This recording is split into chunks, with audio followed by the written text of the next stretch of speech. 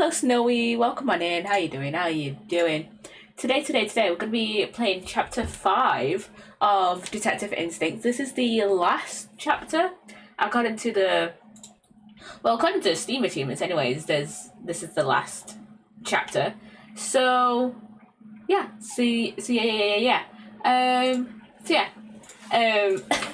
Yeah. How's your guys' weekend been? Yesterday was my first time driving to work. Life could be better. Oh no, I hope he gets better soon, Snowy. I hope he gets better soon. Yeah, you doing alright? Yeah, yesterday was my first time driving to work since passing my driving test. It was a bit nerve-wracking at first, especially parking. I'm always nervous when parking, right? But I did alright. So yeah. You know what happened though? So, right. I went in the so I turn and there's 3 lanes, right? I was supposed to go in the right lane, but the right lane was full. So I was okay. And I just was I'll go in the left lane. And then turn around. And then just switch lanes, turn, and then just go all around, right? I went into the one of the lanes, and I meant to switch lanes, did not switch lanes. So yeah, I think for me, I keep forgetting how close the the traffic lights are to where I turn out of the car park. So yeah, I had to just keep going straight, and I was but luckily I had been on that stretch of road before, because whenever my parents have been dropping me off at work or whatever, and then I've also been on that road for driving lessons and stuff, so I vaguely knew how to go. I vaguely knew where to go.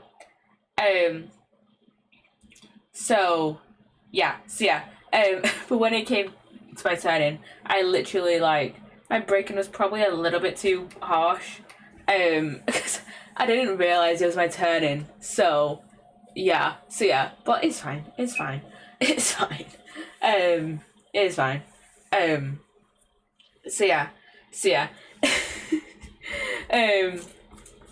At least I now remember where to go in case I go in the wrong lane again. So yeah.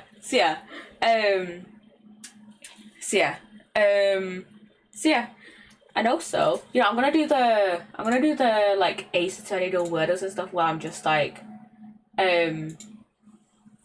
yapping and stuff. So yeah.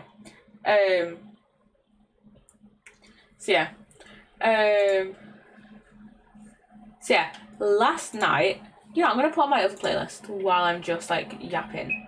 Might as well. And then when we get into then once we actually get into I actually don't want this. I don't want to play this song actually. How about hi Uzi, welcome on in.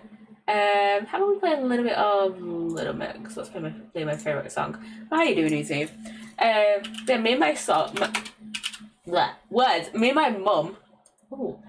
mum watched the last 2 episodes. Finally approaching 2 inches. Finally.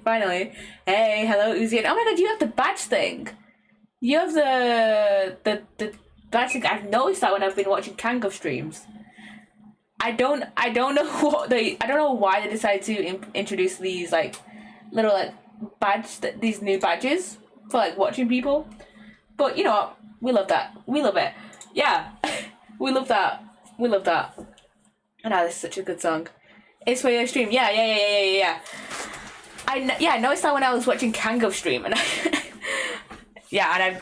don't think I don't think I've gotten it that leveled up yet, but yeah. I don't think I got mine that level up yet. I don't know when it ends. I don't know. I don't know when the, like... Because I think it is a limited time badge. But yeah. Oh my god, I don't have the window capture up. Oh my god. I didn't even realise. I didn't even have the these are my 3 guesses so far. But I didn't even realise I didn't have it up. My brain is just not braining tonight. But yeah, me and my mum watched the last 2 episodes of the Lethal Legacy. The Lethal Legacy thing. The Lethal Legacy box set for Casualty. And oh my god, it was so good. I don't think Lethal Legacy was as good for me. Or was as good in comparison to what's it called? The last one before Lethal Legacy.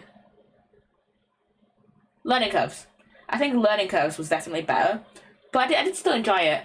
It says 5 a.m. July 27th to me. Ah, okay. Okay. Let me just check when mine says, because obviously it'll be different time zones. Let me see. Let me see. Oh, weekends 1 a.m. Monday, so it ends 1 a.m. tomorrow. So, yeah. Oh my god, okay. I'm trying to think of actual characters from Spread Justice. But yeah, so yeah, I did enjoy Lethal Legacies. The last 2 episodes though. Okay, I want to talk about the Wyvern Hill estate.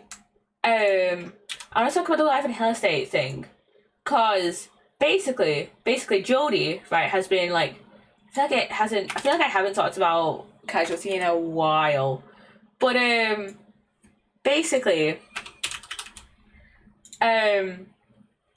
time traveler. Oh wait, I know who this is. Yeah. Yeah.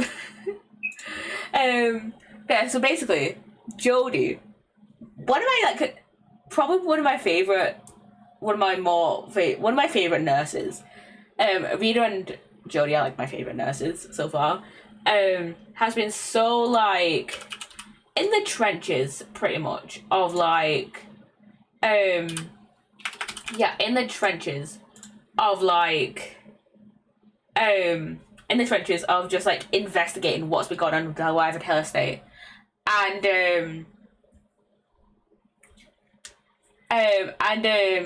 she in like I watched episodes 11 and 12. So yeah, I don't know which episode. I don't remember. I think this was in episode 11. I'm not sure. Maybe 12. Yeah, basically, what I remember, one of the episodes was very much focused on had a lot of focus on the Wyvern Hill estate. Like, it wasn't the main focus, but like it had a very heavy focus on it. Basically, and did I not have this one on repeat? I don't. Okay.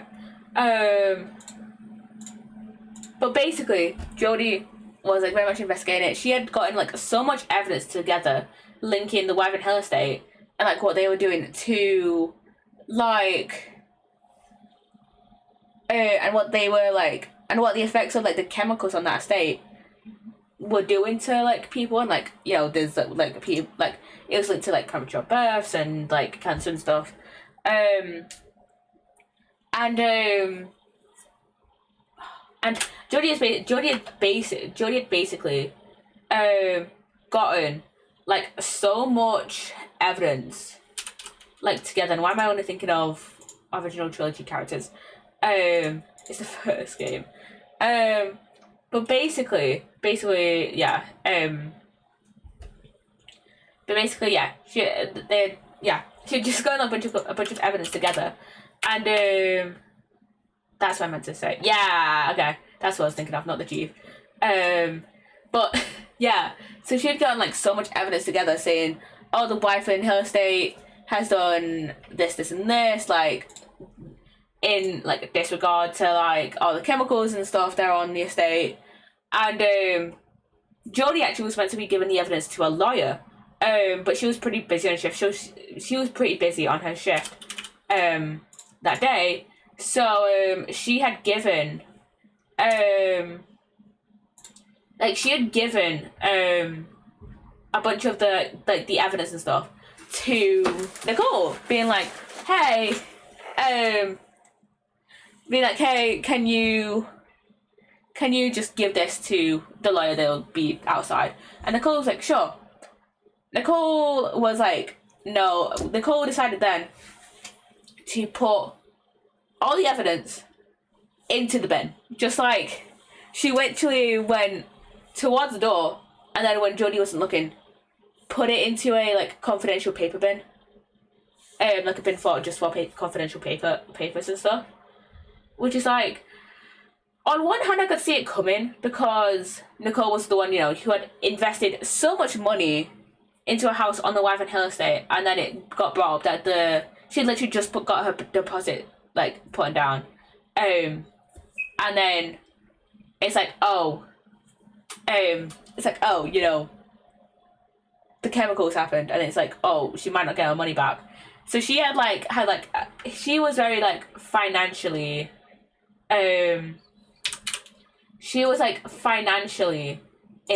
invested into this. And arrested male 19th century blue eyes maybe before Cloudy Kokoro. But yeah, she what's going on? Doing the Ace Attorney, I wasn't listening. I'm playing the Ace Attorney though, which basically I just have to guess Ace Attorney characters, and I'm talking about one of my favourite TV shows, one of my favourite British TV show called Casualty. It's like it's a medical drama, and basically I'm gonna explain to you like the basic synopsis of like what's going on. If you want to watch it yourself, it's on BBC iPlayer or like whatever British TV shows you guys have. Basically, so in Lethal Legacies, in like this specific like box set in this specific like mini series for Casualty, there's this thing called the Wyvern Hill Estate, and Nicole had bought a house on there. Like a bunch of people had like family and that lived on there, or like actually lived on there. Like a lot of patients either had family that lived on there, worked on that estate because there was a lot of construction that was happening on there, or they had family that lived there. Like Faith's mum lived on there, and it turns out that there was a lot of like chemicals that were a lot of chemical waste that was like just under the estate that the like construction workers had found, and this had caused a lot of health issues in people, to the point where like at the start of this like little mini series, like so many patients were coming into WED presenting with the same symptoms that like everyone was thinking, it's another pandemic, right? So many people were thinking, is this another pandemic? But then Jodie and Dylan, Dylan being one of the doctors and Jodie is one of the nurses, being like, this isn't like a virus, it isn't bacteria, it's chemical, it's a chemical thing, right? And so yeah, they were trying to manage all these patients, trying to get in contact with like the people that were like, I can't remember what they're called for the life of me, but I can't remember what they're called for the life of me, but basically they were like trying to get in contact with them, being like, hey, there's chemical waste on here, and this chemical waste situation was so bad that the army had to get involved. I'll talk a little bit more about like the army situation later. The army had to get involved, and they were like very involved like in the beginning with like dealing with the Wyvern Hill estate and stuff. What was I gonna say? But then a few episodes ago, Jodie called with one of the people that like worked for the company that were like, I think they didn't work for the construction company, but like they worked for the realtors that were like selling property on the Wyvern Hill estate. They were the realtors. She had to talk with the realtors, be like, hey, like whoever was like managing the estate, I think, I don't know if it was the realtors. It was someone that was working close with the realtors. It might be someone that was just like managing the estate. She called them from like the hospital, being like, hey, it's probably not safe to like reopen the estate. After like a lot of the health issues had like died down a little bit, once it was like a bit more manageable, Jodie called him up and he's like, we've still got a lot of like patients here, and like literally, I think in episode like 2 or 3 of this miniseries, like there was still a lot of chemical waste there and stuff, and like, yeah, it was just not a safe place to be. And so like Jodie called them up like a few episodes ago, being like, hey, it's probably not safe now. Well, we still got a lot of people coming in with health problems. The chemical waste, I don't think, has been removed. It's probably not safe to like reopen the estate and start, resell it, that, and like start, selling the houses on the estate that are gonna, or like, the houses that are gonna be built on the estates, right? But then the realtors went behind Jodie's back, even though the realtors like agreed, like, hey, we probably shouldn't be like selling. We probably shouldn't be selling. Yeah, we probably shouldn't be selling. What case is this? My brain is not braining right now. But yeah, they were basically like, the realtors had basically agreed with Jodie on the phone. Yeah, we're not gonna open this estate back up, because it's not safe. And then they went behind Jodie's back and then opened it anyways. So there's still some patients coming in with like health issues that had been like either worsened or caused by the chemicals on the Wyvern estate, basically. So yeah, that's where we're at. And over the past like 2 or 3 episodes, I'd say for the past like 3 or 4 episodes. For the past like 3 episodes, a bunch of characters, like some of the patients, Ian, Jodie, Faith, and a few of the other people that were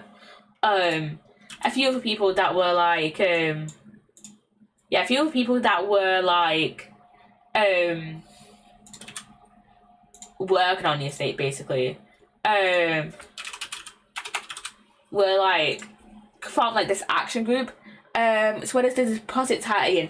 Basically, Nicole had put a deposit down on her house. I'll get to Nicole in a minute.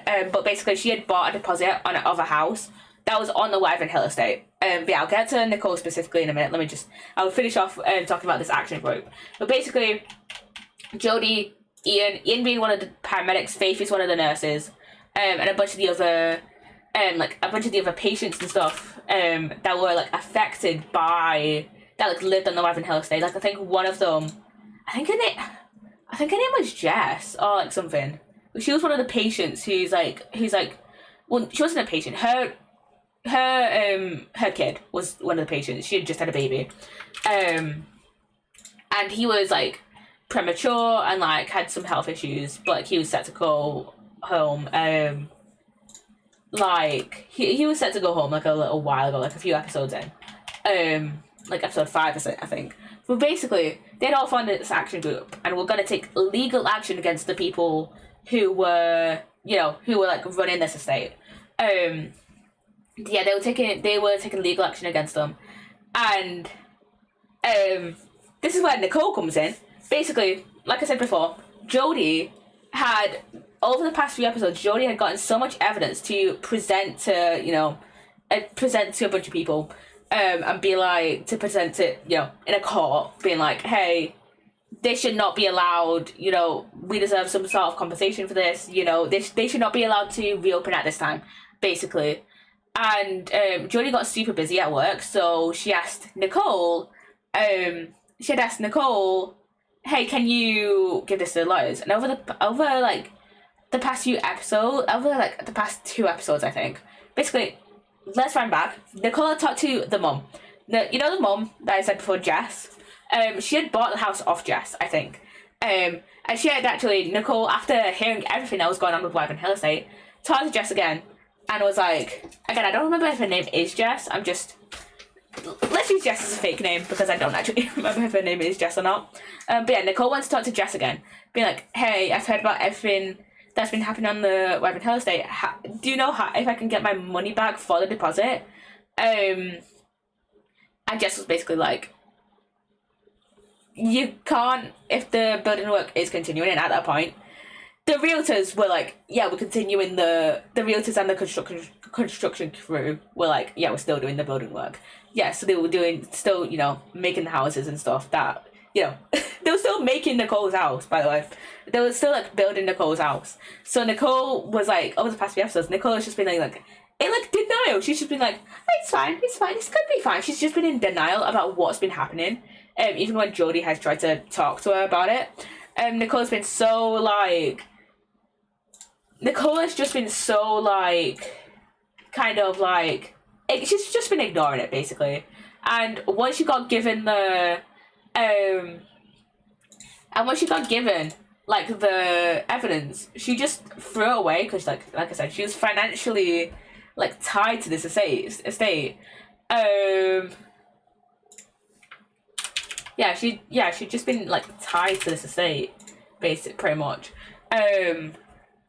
So she threw it away, and then, like, later in episode 12, I think, I can't remember if it was episode 12 or 11, later in the episode, Jodie, like, finds out, like, the lawyers had called Jodie, like, being like, hey, we never got the evidence, and it's just like, hey, what's going on, we don't have the evidence, and Jodie, like, confronted Nicole, being like, hey, what the fuck is the evidence? And Nicole really kind of realised in that moment, like, hey, I'm not... this isn't just about, like, my money and what... this isn't just about, like, me, my money, and, like, what's been going on. And like, Nicole was like, this affects more people than just me, and I feel like I should put people's health first instead of my own money, and because, like, when Jodie found her, Nicole was basically, like, crying over this bin, because I assume the bin had been, like, taken out since then. Nicole was just, like, sobbing over this bin that she'd put the evidence in, because she couldn't find the evidence. So yeah, luckily they did get a legal win. I don't remember if they said any more than that. It was just that they won against the people that were building on the Wyvern Hill estate. But yeah, luckily it was a win. But still, it was like, yeah, Nicole basically was just like, I think Nicole kind of got scared in a way, because, like, she'd use, like, all her life savings to, buy this house and, have a mortgage and stuff. She didn't really have, she doesn't really have any help from family and stuff, because, she's in foster care, and, she didn't actually find her, like, biological mum. She's in foster care, she aged out of foster care, and in Learning Curve, she did actually find her biological mum, but from what I remember, I don't think she actually wants to really... I can't remember if it's, like, Nicole that doesn't want to talk to the birth mum again, or if it's the birth mum that doesn't want to talk to Nicole again. Because from what I remember, her biological mum had two other sons after Nicole, and, like, raised them. But with Nicole, like, Nicole was raised by her birth mum until she was probably about, like, I don't remember how old, but she was old enough to remember her birth mum, like 6 or, like, probably around 6. Like, but old enough to remember, like, her childhood, kind of. But not old enough to, remember, like, a lot of, like, specific details, So, yeah, so this was, like, all her hard work, this was all her hard work, all her money that she's had, like, the most amount of money that she's probably had, just, like, kind of gone down the drain a little bit. So, yeah. Luckily her landlord did, like, allow her to keep renting her, like old place. Just her rent had gone up. So yeah, luckily it was a legal win. And like when I felt bad for, it's probably gonna take a while before like Jodie and Nicole are like friends ish kind of again, because you know she took the evidence in the bin. She was very much like focused on. I know I was gonna say which case this is. I've been too focused on yapping about. No, I'm too busy yapping about casually. But yeah, I felt really bad for Nicole because obviously it was her like hard work and stuff. It was like her like hard work and all her like all the money she had, like just kind of gone down the drain a little bit.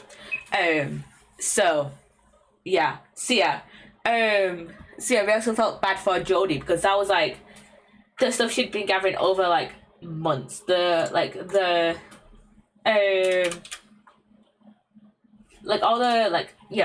the evidence she'd been gathering over like the past few episodes, just like kind of gone down the drain. Luckily,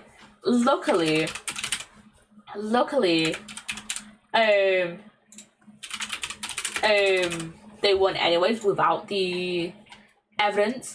But still, I did still feel bad for her in a way. I felt bad for the both of them because I could understand both sides in a way.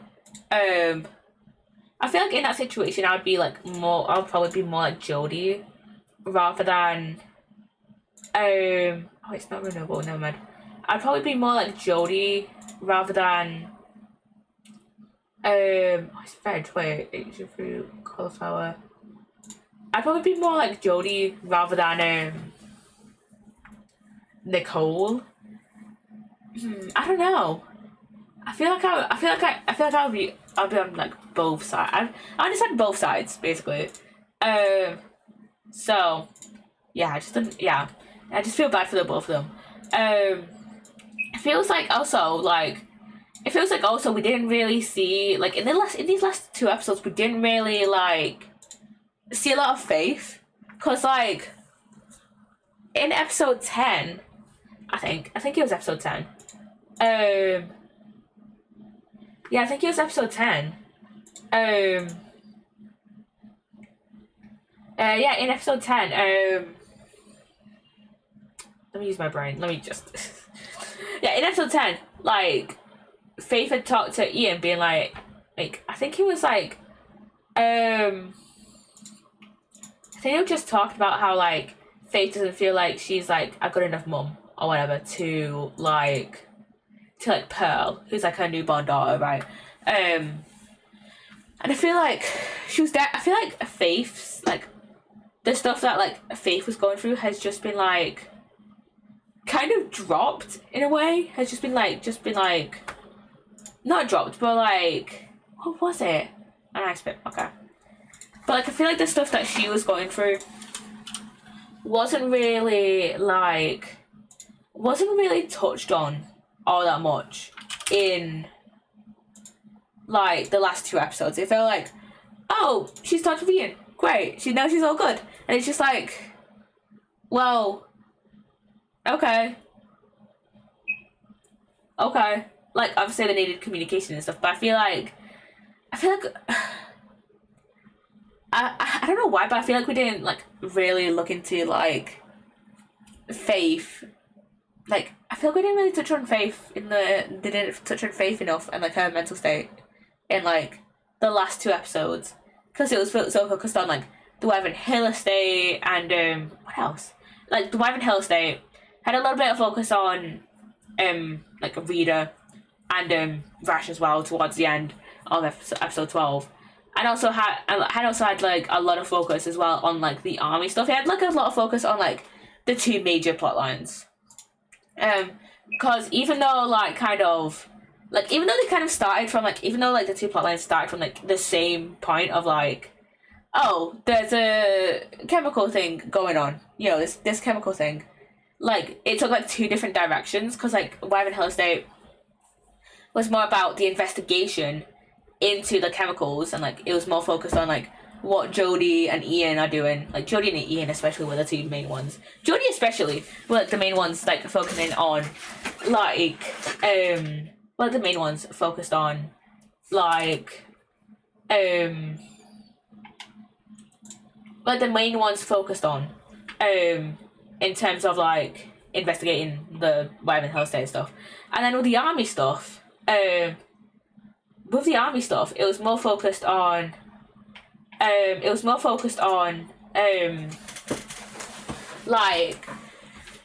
focused on this guy, the Colonel called Colonel Jack, and how he had been basically abusing his employees, how he'd been abusing like the other like soldiers, and how Flynn used to be in the army, and he was like directly under Jack. He knows how badly how bad Jack is, and like he in so yeah, I was just focused on that. I think one of the soldiers I think got discharged from the army, like, and it was like very much tied to what Jack had done to the soldier. I don't remember. I'm gonna be so honest. So let's not hear from the app. Okay. I'm gonna be so honest with the army stuff. I was kind of locked out at what like Jack was doing to what Jack did to like the two like patients Flynn had. Two of the patients were like still active soldiers, were still active army, and yeah, they were still active army. And let me take a drink first. Jesus. Yeah,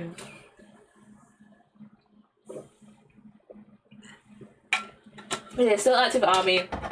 I think one of them died, like as a with a bet that like it was like a very much as a kind of which career category can it be in? Sorry, I'm trying to look into this and then talk about casualty at the same time.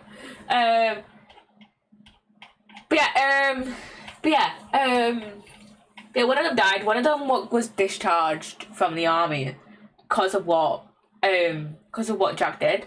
And all this time, Flynn was like trying to get like a bunch of some soldiers to like testify about what Jack was doing, because it was obvious to Flynn, and I feel like it was a bit more obvious to the other soldiers as well. Like the other soldiers obviously knew what was going on.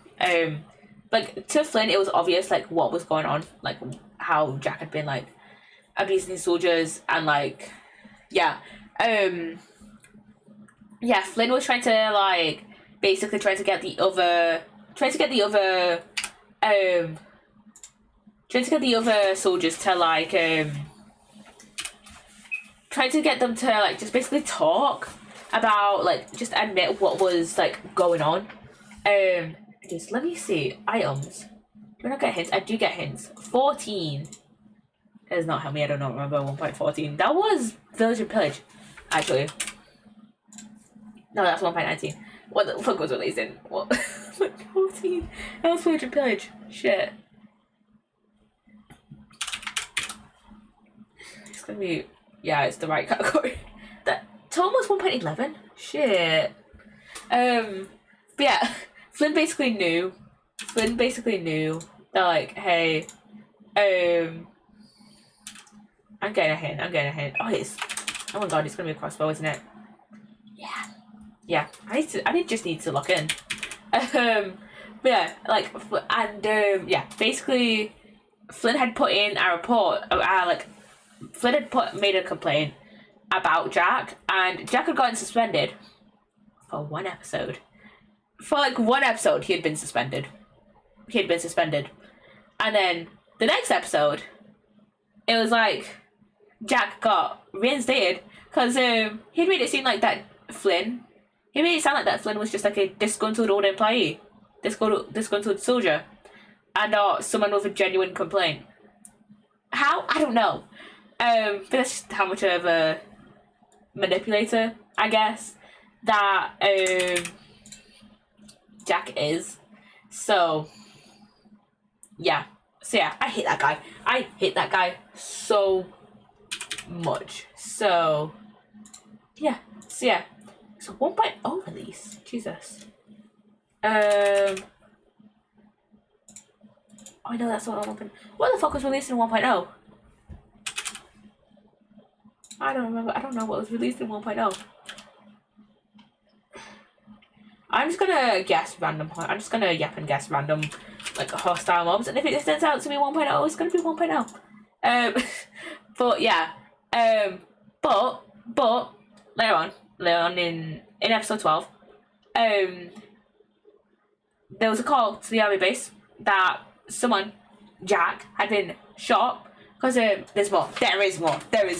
So, on the army base, there was a lot of soldiers were doing a shooting training exercise, right? Jack had been shot by one of the soldiers. At this point, we don't know who. I think it was the same soldier who I'll talk about in a minute. But I'm not sure if it ever got revealed. But yeah, so they get a call from the army base being like, oh, got someone shot. Flynn and another medic, another person were driving on their way. We also had in the ambulance behind them they had Jacob and Teddy. But in this scene Jacob and Teddy didn't, I think it was Jacob and Teddy. Yeah, it was Jacob and Teddy. Cause Indy was at the hospital because they were having I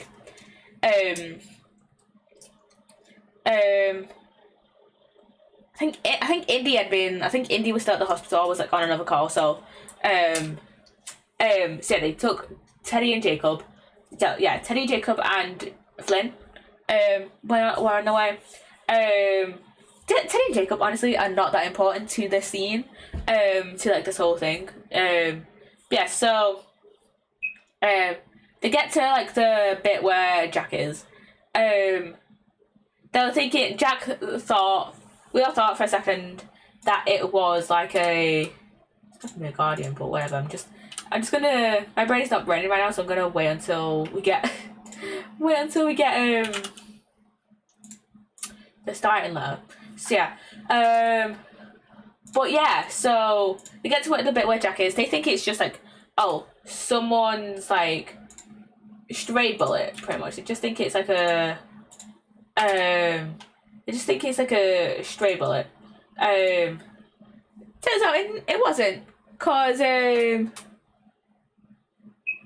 but turns out it was a stray bullet, cause more shots get fired, right, into the little it's a little shed they're in basically, and it's a little shed. Ooh.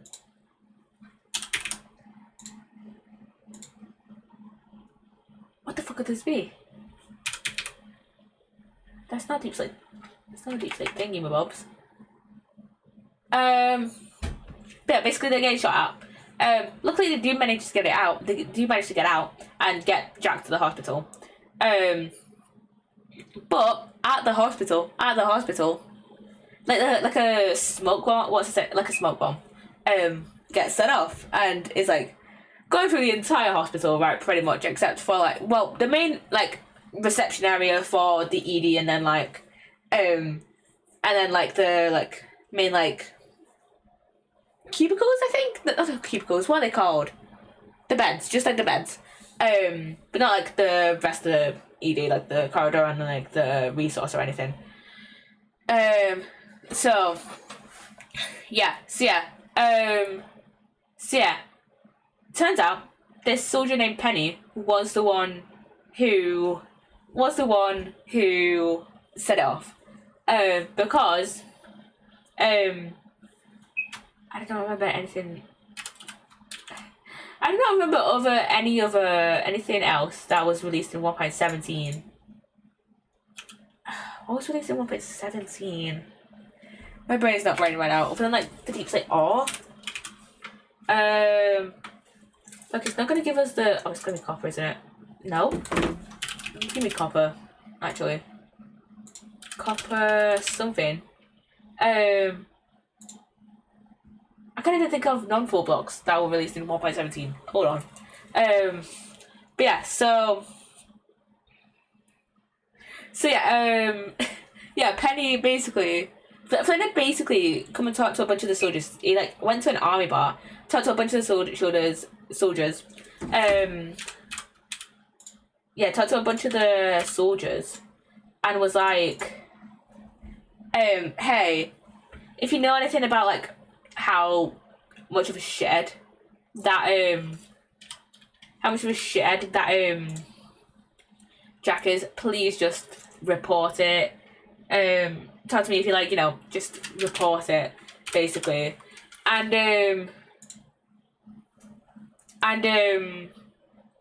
yeah. He didn't manage to get that far with like telling them what they should do, because someone, Jack, had like come behind him and like said, "Hey, get out." But yeah. Oh my god, dripstone. I forgot about dripstone. What the fuck would it be? Yeah, it's not deep slate.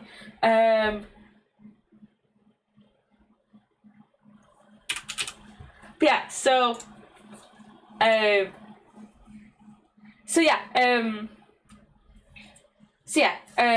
but Penny, one of the soldiers that Flynn talked to, had like suffered a smoke bomb in the hospital, and gotten into the room that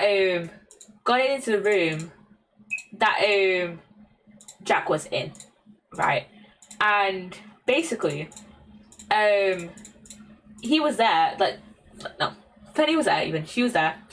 She had a gun. Right? And she was holding Stevie, Flynn, and Jack hostage. Right? Stevie being like the other doctor that was like, assessing. I can't remember what this one was. What this crafting recipe is. It's not just vines. But she who's holding them hostage, and I can't remember. Is it 4 gunpowder or 5? I can never remember. It's 5. Okay. Yeah, that's right. But yeah, she had oh my god, wait, it's gotta be the firework charge thing. I can't remember. Is it 3? I cannot remember for the life of me. Is it it's not gonna be a firework charge. What is it? Is it not? Fucking hell, it's the thing. Yeah. Give me this, because my brain is not braining right now. But yeah. So she was holding him hostage. Luckily, like no one was like hurt. Well, what the fuck is this?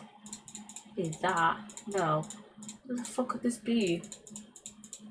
Oh my god, wait, I know. Wait, is it this? Yeah, okay. Okay, and that's... I need to turn my thing off. Hold on. Yeah, basically, yeah. But basically, Jack started bleeding, like, out of his back. And they managed to get him out and managed to, like, calm Penny down. She got arrested by, like, don't remember who. It was, like, I think it was someone that, like, some people that worked for the army. Let me load up this save. There was someone that worked for the army, I think. Arrested her on attempted murder. So yeah, they managed to get him out. But basically, Stevie said to Flynn, "Hey, start chest compressions." Flynn refused to do it. He just stood there, just stood there silently. Stevie just kept telling him, "Hey, do chest compressions." He refused to do it. So Stevie did chest compressions. Flynn just like knew he was gonna die. Just like there's no like way to save them. No way to save him. Um, so yeah, but then towards the end of the episode, after Jack had died, right? Jack had died.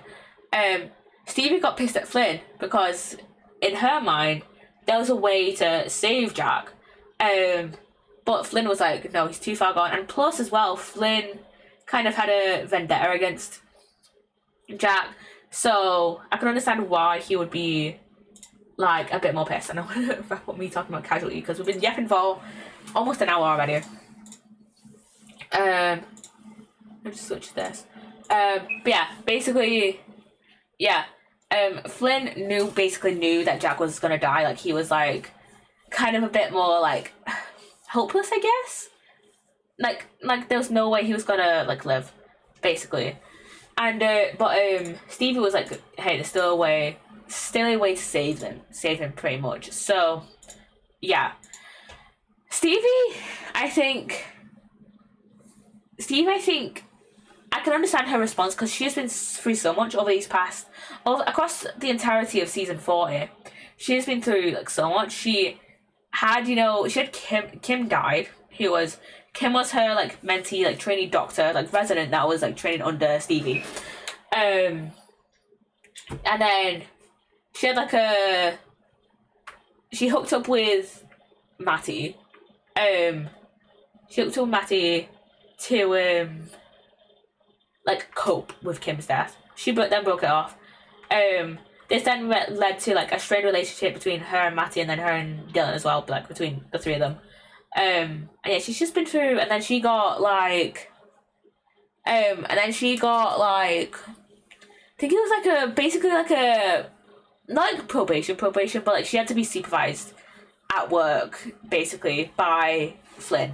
So yes, yeah, she's just been through a lot, and I feel like, yeah, please don't let us not put Stevie through the ringer again.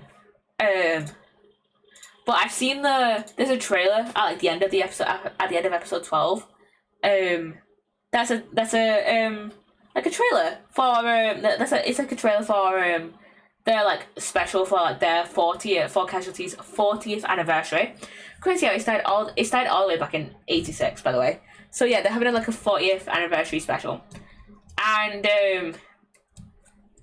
like rumors have it, Charlie, who was one of the longest running characters on Casualty, he was literally in it from '86 to 2024.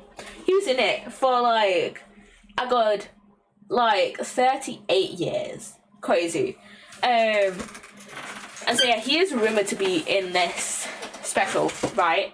And towards the end of the trailer, there's an older man who you can't quite see who he is, but it's an older man who's on a stretcher. I looked in the comments on like someone had like uploaded the trailer onto TikTok. I saw the comments. Someone had said, can't remember who. Someone had said it might be Charlie on there, and that he might die. Please don't let us lose one of like the longest running characters, please. I also don't think Stevie could handle it, cause basically I haven't watched all of like Stevie's like storyline. I started watching Casualty 2017, stopped watching 2019, and then only just recently got back into it, like end of season 39, which was last year. And from what I've heard, Charlie was kind of like a bit of a father figure to Stevie. So yeah. Let's not put Stevie or myself through the ringer again, please. Please, I do not want to see Charlie die. I love Charlie. He is such a sweetheart. I love him. He is like one of my favorite characters from Casualty. He's such a great character. Yeah, and he was in it for so long that I don't think I'm prepared to see him die yet. Cause around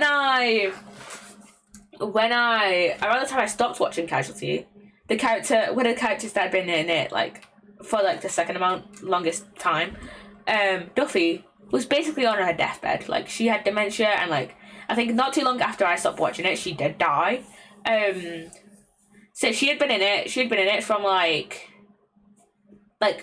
86 to 2020. She had been in it like she had been in a character for so long, and so yeah, I don't think my brain is like prepared for like also one of the other like longest running characters. Well, not running characters, but one of the like characters that's been on longest running characters. I don't think I'm prepared to see him die yet. So yeah, And also for the 40th anniversary special, please no, please don't kill him for the 40th anniversary. Jesus. Anyways, we've been yapping for an hour, and I've still not gone into Detective Instinct. So yeah. Anyways, okay. Think. For a second, I really thought I was home and everything was back to normal, but I'm still here. Right now, I should just focus on finding Emma. Okay. Let's go to Emma's cabin. So yeah, at the end of in last thingy. Oh yeah, I wonder where she went. Alright, I have some time. Let's do a quick lap around the train to see if I can find her. Closest place to check first would be the lounge car. Stream before then. Stream before then, like not Tuesday stream. I didn't stream Tuesday. Wednesday stream. Martin died, and he was like, him and Emma were like quite close. As like, as close as an appropriate lecturer student university relationship can be, like professional relationship can be. Martin died last stream and they were like really close. So yeah, Emma's probably taking it pretty hard. So yeah. And the ad is starting in 5 minutes, by the way. If you don't want an ad, you know what to do. Subscribe. So yeah, he died last stream, and then Alma, the missing woman that we've been searching for this whole time, and then found on Wednesday. Was it on Wednesday? Yeah, it was on Wednesday because we did chapters 1 and 2. What was it? Wait a minute, my brain. No, we did chapters 1 and 2 on Sunday. My brain's forgetting. No, yeah, we found her on Wednesday. We found her on Wednesday, but then she disappeared again. So yeah, Emma's taking that pretty hard. So yeah, what's Dennis talking about? Hey, you! Have you heard the news? Yeah, have you heard? Somebody aboard was murdered. Murder? Can you believe it? What's a murder? I don't think he heard me. No, he must not have. Maybe you should have said it louder. Yes, just that'll do the trick. So, alright. No, I heard you the first time. Murder, yeah, that's very interesting. Wait a minute. Are they talking about Martin? You don't believe us, do you? What? Are they talking about Martin? I mean, to be fair, it's not like we have any evidence. Who needs evidence when you have a golfer's intuition? How does that help? Exactly, what the fuck? Listen, the train didn't come to an emergency stop for no reason. Surely attendants have assured us there was no cause for concern, but that only makes me more suspicious. I mean, fair. They're clearly trying to cover something up to avoid bad press. And what could be more damning than murder? Sorry, Dennis, it sounds like a pretty big leap to me. Why wouldn't you let me have any fun? Okay, fine. There's no real evidence of murder, I know. But there's definitely something fishy going on here. My intuition never fails. Oh, he's not wrong. Yeah, he's not wrong about that. I just wish we could have had more time to figure out what it was, just out of luck. So I guess the actual news hasn't gone out. That's probably got for the best. If people knew what happened, it might cause panic. True. That's someone that was missing. Someone that was being smuggled on this train to London is missing, and that the smuggler, killed himself. So, yeah. Oh, Dennis, we need to finish packing. Ah, you're right. Sorry, my good friend, but we must take our leave. I wish you the best from now on until the end of your round. May your lies be flat and your puts be true. Good luck. Those two are kind of fun, actually. I like those two. Think. I wonder what Mr. Fisher and the bartender have to say. Okay, let's talk to Fisher first, because I don't like the bartender. He's a creep. Oh, hello, it's nice to see you again. How are you feeling? Emma. You're looking for your friend? I'm very sorry, but I haven't seen her. If you haven't already, I would ask the bartender. He seems to have a keen sense for what's going around the train. Sorry, I haven't seen her. Everyone on board seems very restless. People are spreading quite sensational rumors, and the detective did seem somewhat uneasy. But I saw him. I wonder if something happened. Yeah, no one knows what actually happened. I must apologize again for my part in everything that transpired these past few days.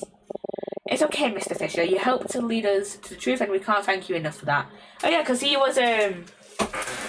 was also like he snuck onto the train because he wanted to. He's like someone that he didn't have a ticket, but he like snuck himself on the train so he could get away from Gambrinka and Vendrika to get to London to meet his daughter and granddaughter. So yeah.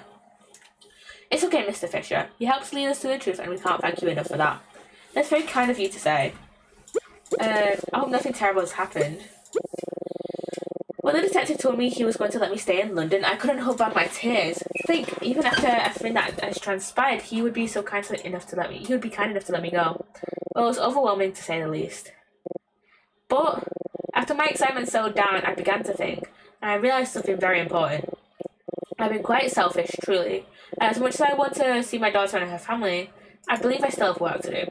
I'll be returning to Vendrika with a detective, and when I do, I will confess to all that I have done and to all that I know.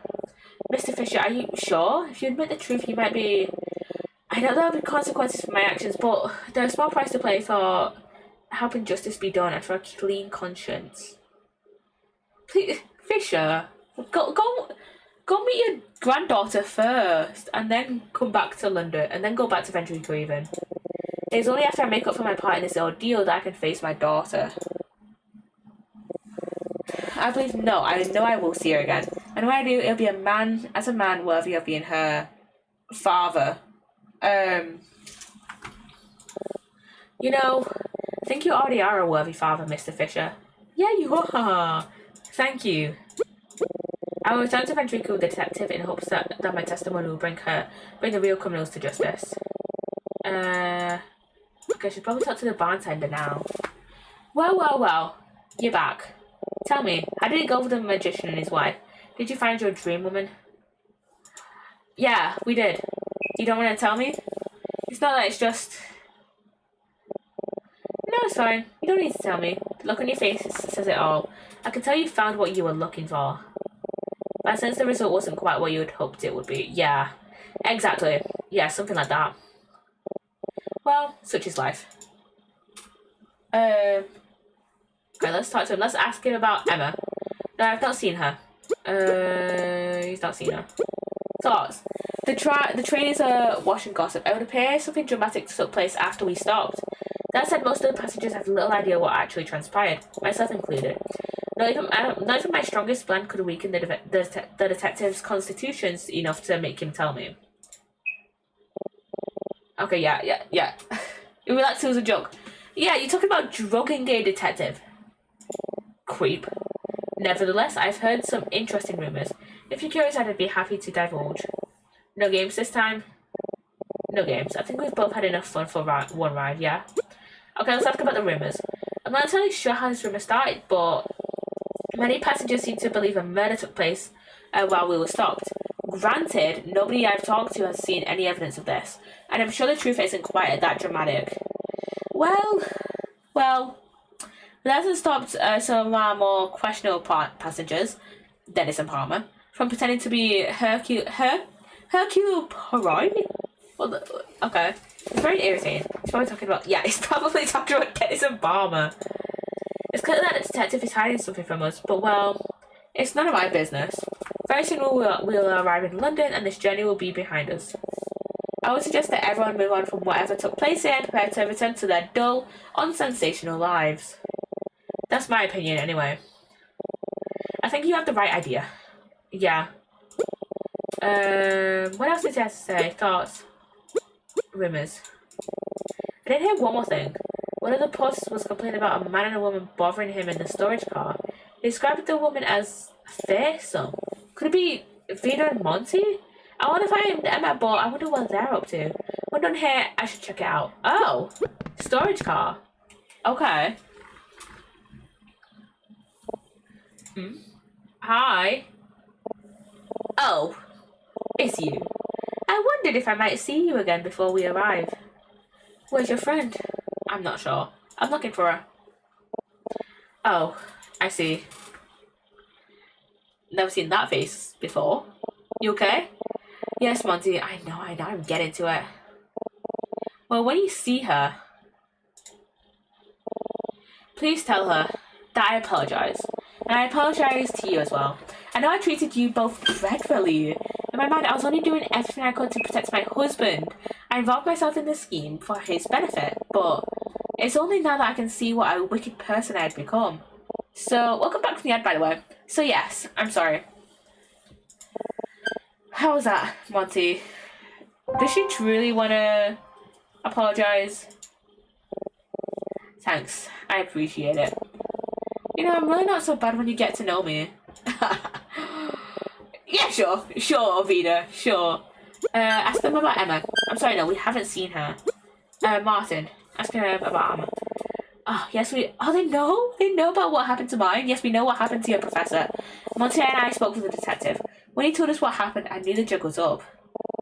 I didn't know I was involving myself with murderers. If I had known, No, I should be honest. I knew they were up to no good.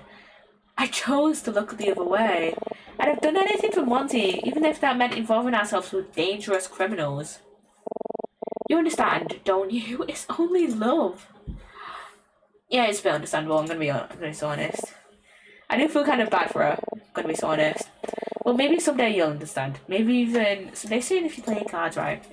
That said, for you to discover your professor like that and to find out about his crimes in that way, it's all quite awful, and I am sincerely sorry to have played any part in it. It's okay, Vida. Emma and I will be okay. I didn't know. Yeah, yeah, she was kind of a dickhead to us, like, for most of the ride. But I think she'll be okay. She'll be fine, I think. And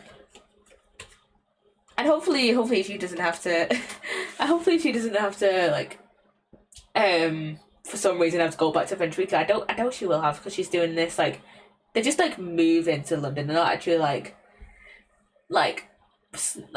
in some sort of, like, smuggling thing, you know. So yeah, I hope so. So if you spoke to Detective Daltrey, then what's going to happen to you two? I don't know. The detective didn't arrest us, but I'm sure that's just because he had his hands full at the moment. I don't expect he'll let us off the hook, and I don't intend to be a nuisance for him. Oh yeah, shit. Sure, part of me thinks, oh, I immediately forgot that they were involved in the smuggling thing. What I meant to say a second ago was that they weren't like the immigrants and stuff. So yeah. So yeah, I'm a little confused. So I was traveling home when you were streaming, so I wasn't paying the most attention. What did the professor do, and why did Vida cover up the same with the bartender? Okay, so I might as well. Fuck. Let me get on my nose. Basically, Martin. What?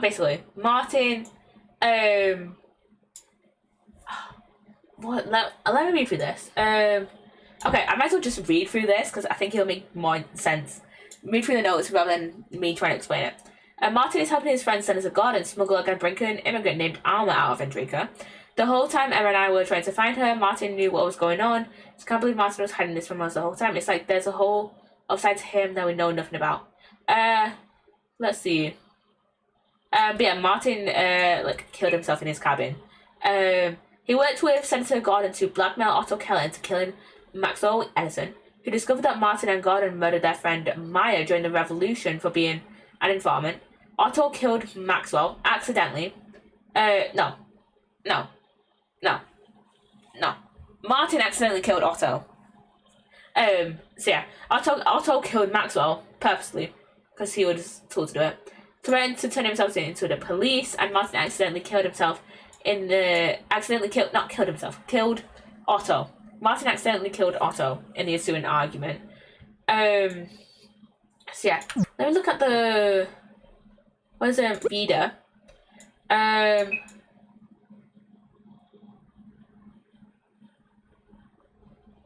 Vida was involved in hiding armor. She paid off the bartender to claim that he never saw armor, and the two conspired to hide the fact that armor existed by pretending that Vida brought a glass of wine that morning instead of armor, because bought some wine, and they pretended that Vida was the one that bought the wine, basically. And that's about Vida and Monty's like career, like Monty's career as a magician. So yeah, get involved in Senator Gordon's plan to smuggle armor out of the country on the train. And Gordon offered to pay for their travel if they agreed to hide armor in some of Monty's stage equipment. Basically, Monty's career just went down the drain because of an incident with like the safety of the equipment. They went broke. Senator Gordon paid for their travel, and basically, the way they smuggled armor into the country, no, into London, was to hide her in that cave there. There's like a secret hatch in that cave that's just enough space to fit armor in. So they used Monty's cage to hide armor in. So yeah, let me look through. So yeah, what was it? I immediately forgot why they killed why they got Maxwell killed.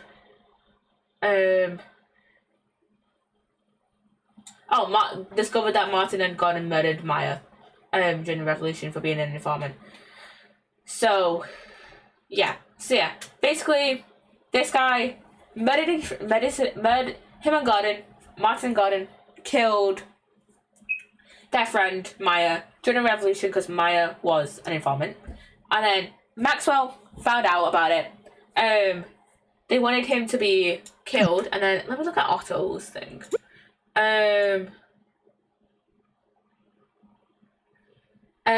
Basically Otto was married to Alma.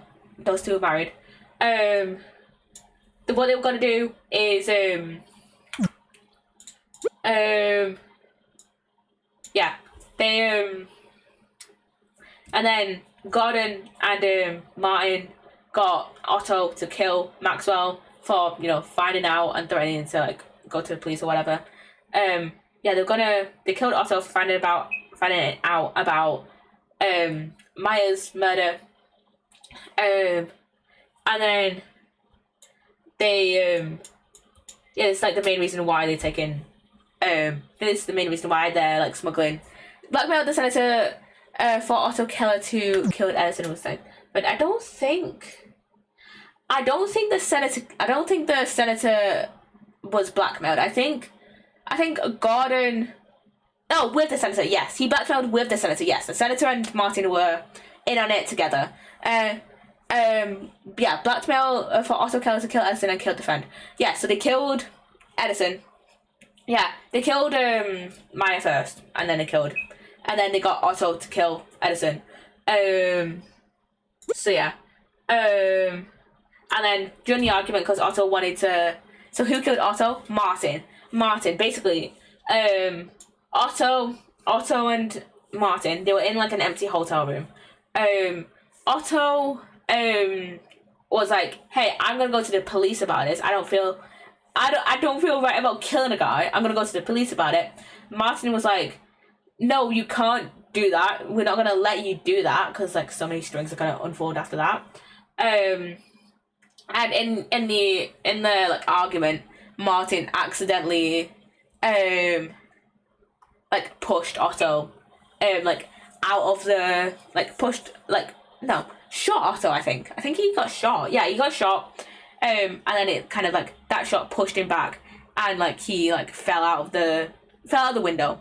So yeah. Okay. Good. Okay.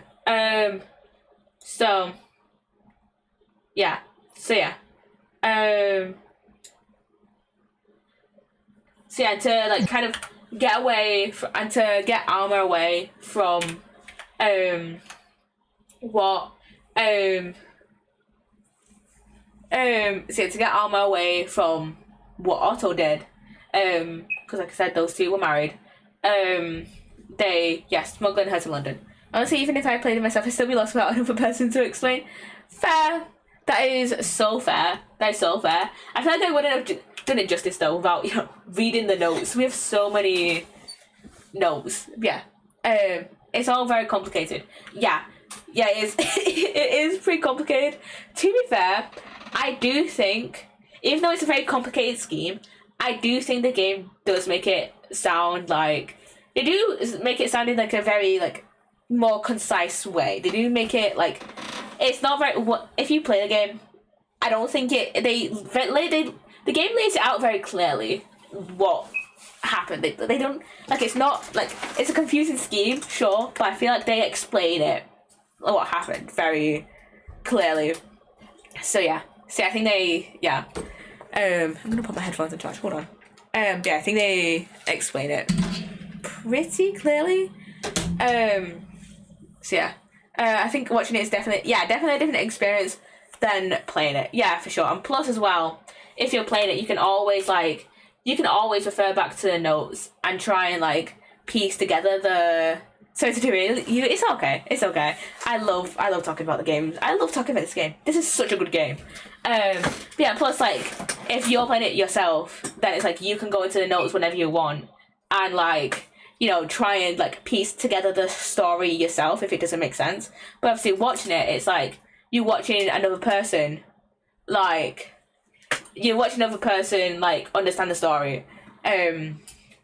So yeah. And plus with like streams and stuff as well, like you might not always like watch the whole stream. You might watch like half an hour. You might watch like the first like 2 hours, but then mess out on like the last hour or so. You know what I mean? Like you're not gonna always like be able to catch like the whole thing. So yeah, watching it is definitely a different experience. So yeah, that's why I can't watch a lot of mysteries. It's just non-stop information and never a chance to breathe. Fair. That is so fair. That is so fair. Honestly, so fair. That is so fair. You just kind of need I feel like with visual novels, I feel like you like get a slightly better experience by playing it yourself. Just so like it's easier for you to like access the in-game notes and like be able to understand like the story better. It's not simply if I'll read the book instead. Fair enough. Yeah, but I feel like with visual novels especially, it's like the show is hard to follow. Yeah. But I feel like with visual novels, it's probably a slightly like a better experience just to play it yourself. Like obviously like I know this has been a whole like controversy on TikTok about the whole watching. Are you truly a fan of the thing if you watch it versus playing it? I think there's like advantages to both. There's advantages to both watching it and playing it, right? I think for visual novels especially, it might be better to play it first, to like play it yourself. So then, it's easier for you to, access the in-game notes and try and figure it out yourself. Because sometimes even if you watch like 50 lore videos, then it's like, how did that? The way they explain it is confusing, But you might have an easier time just like playing it yourself and looking through all the notes and stuff. So yeah. Okay, what did Vida say? Sure, part of me thinks the two of us should just make a break for it once we get to London, but that's the old Vida. No more little plans and schemes. From now on, I'm all about doing the right thing. Whatever makes you happy, darling. No. Well, I'm actually kind of touched. Yeah. I guess we'll see what happens. Yeah. I don't think I have anything else left to discuss with them. I should get back to looking for Emma. Yeah, true. Hey, before you go. Yeah? There's something I should tell you. What's this about? Yeah, what's up? Can I trust you? What do you mean? What I'm about to tell you requires the utmost discretion. You can't tell anyone, not even the detective. Oh.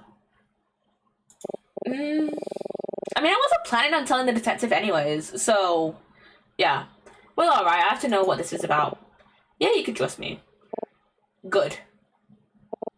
I have a message for you. A message? I wasn't even sure if I'd get to deliver it, but since you're here, well, here goes nothing. She'd like to speak with you. Alma? Because unless you're paying 100% to a lot of mysteries show, you will not know what's happening a few moments in, and all it takes to get lost. And it takes a few moments to, is it, a few moments is all, yeah, a few moments is all it takes to get lost. Exactly.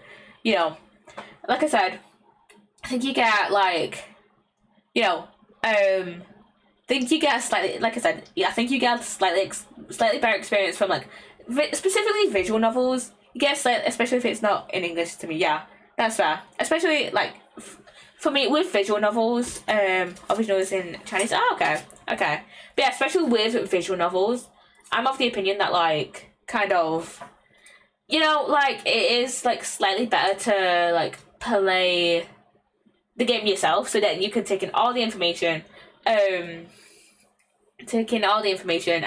you're able to go through the notes at, like, your own pace, you know, not like the pace of, like, someone else who might not even, like, read all the notes. I have been, like, reading all the notes just so I can, like, make sure I know what's going on as well. So yeah, I have been trying to read all the notes, but also I know I talk quite quickly. I read very quickly in my head as well. So it might not be to, like, your pace. So yeah.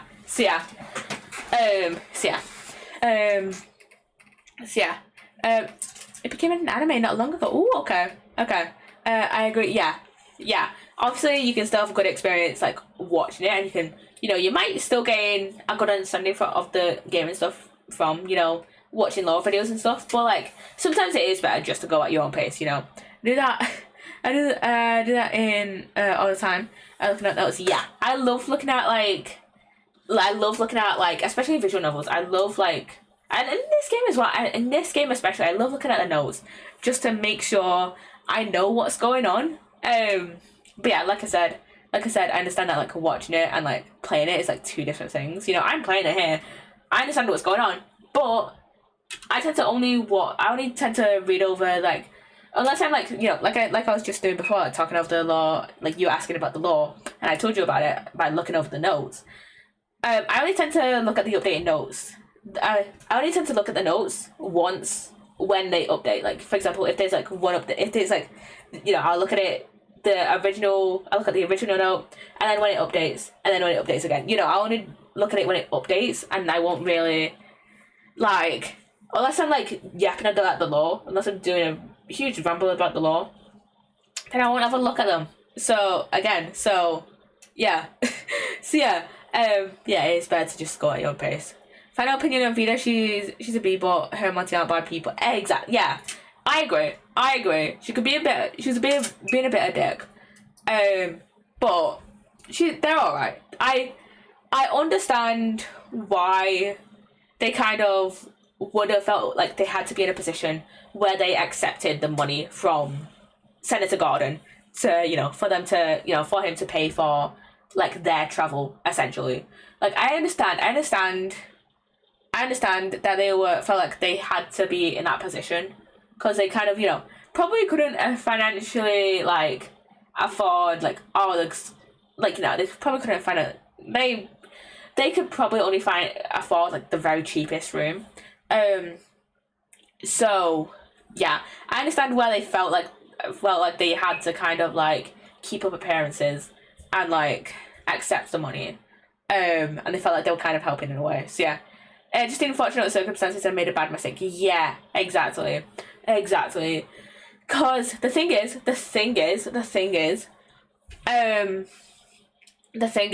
like, they felt like there was also, like, they probably also felt like they were, I don't know how much they knew about the situation. I don't remember how much they knew. They didn't want to cause harm. Yeah, exactly.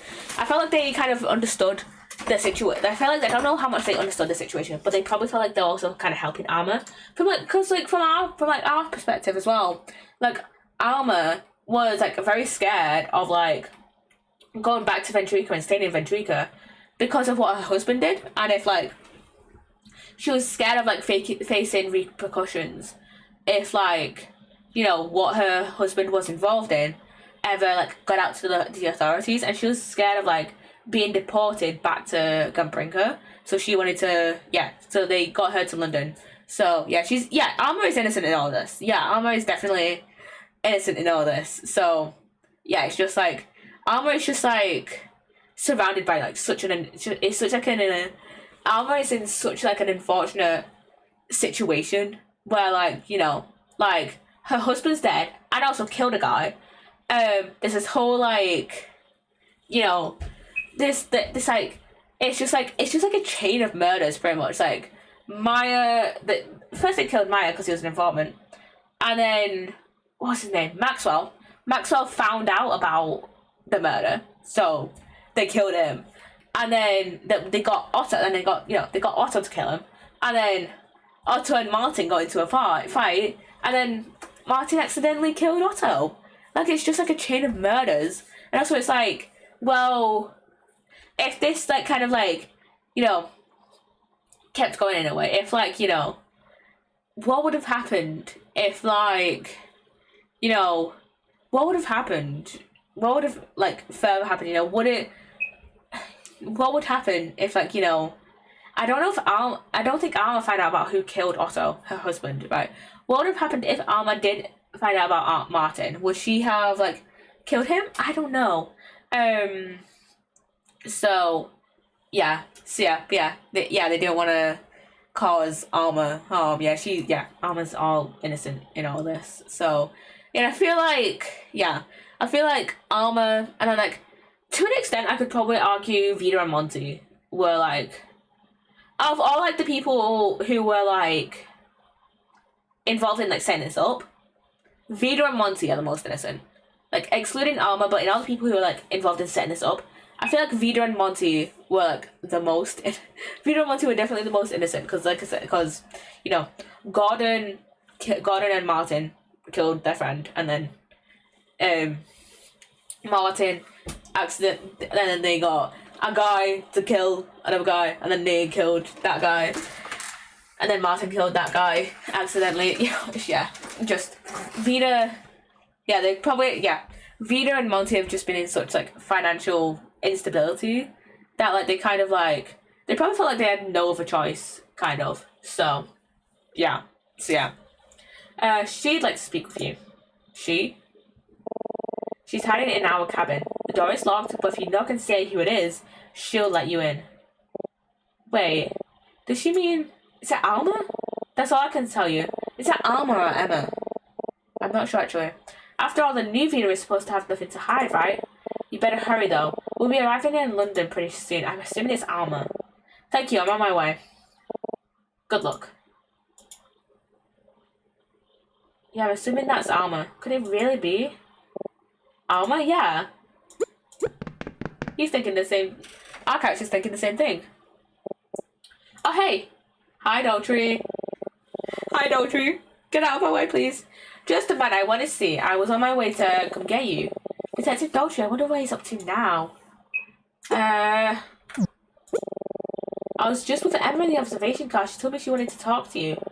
Oh, that's funny. I've been looking for her. That's just about the only place I haven't checked. Glad I caught you then. Glad I caught up to you then. We're arriving soon, so you shouldn't keep her waiting too long. How's she doing? She's okay, but I can tell she has a lot on her mind. I know she's been through a lot and she has every right to be upset, but even so... Begone, Himbo. Exactly, begone. Get out of here. We do not want to talk to you. We are literally... That is literally... Alma is literally on the other side of this door. Please, just leave us alone, please. I guess there's something else is bothering her. Call it my detective's instincts. Name drop. Well, whatever she's thinking, it's none of my business. I'll let you two sort it out. Name drop that. We love a good game name drop. I wonder what's on her mind. Still no sign of her. I trust Daltrey, but I gave Vita my word I wouldn't say anything. Chat clip. I will clip it. I got it. I got it. I got it. I got it. There we go. There we go.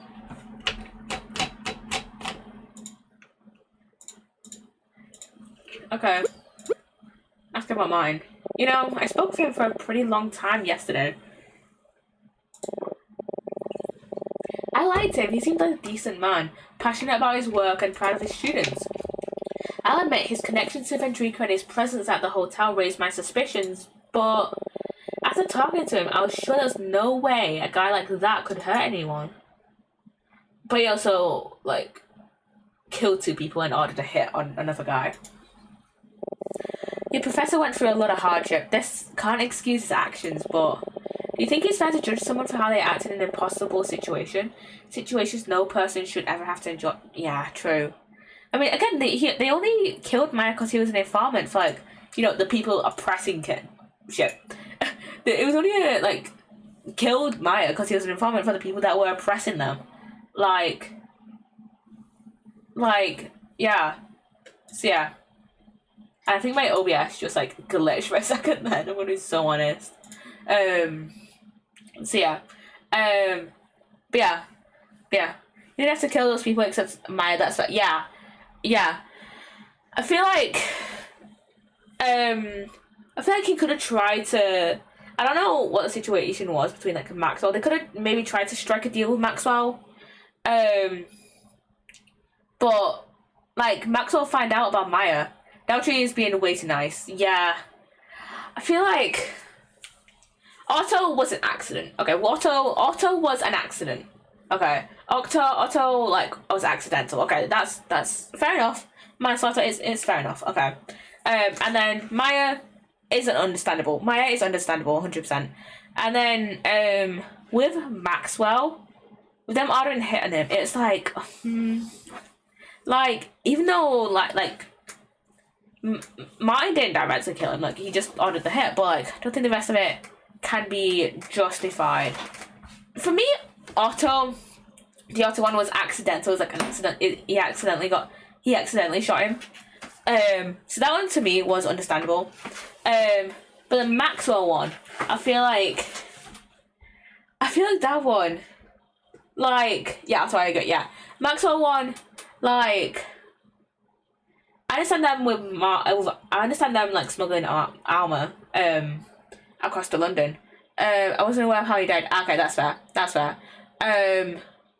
Maxwell, I mean, they did find out. I mean, Maxwell did find out about what happened to Maya, and they were probably stressed about that he was gonna, like, tell the authorities and get sent. Because Martin is also a gun-breaking, like, immigrant. I forgot to mention that.